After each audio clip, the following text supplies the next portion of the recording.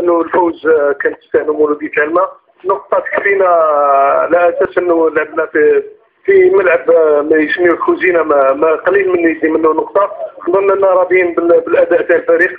العمل مازال قايم ويخصوا بعض روتوشات، راح الطاقم الفني قايم وحنا قايمين معاه، وان شاء الله راح تعدل الامور بشويه.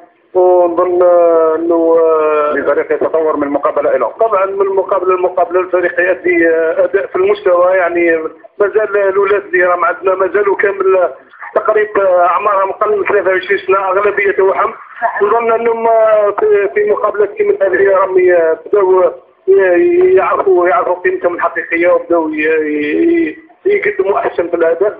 نظن انه مازال تنقصنا اللمسه الاخيره هذه، والله التوفيق هذاك الاخر ان شاء الله ربي يوفقنا في المقابلات الجايين ونشوفوا اداء احسن. امين. نتمنى لكم التوفيق فيما ياتي من المباريات. اذا كان هذا السيد رئيس فريق مولودية العلمة سيد عراس. مش عارف اذا كان يقدر يجاوبنا على تساؤلنا هذا اللقاء. نعم، مش عارف اذا كان يقدر يجاوبنا على تساؤلنا بخصوص حميتي.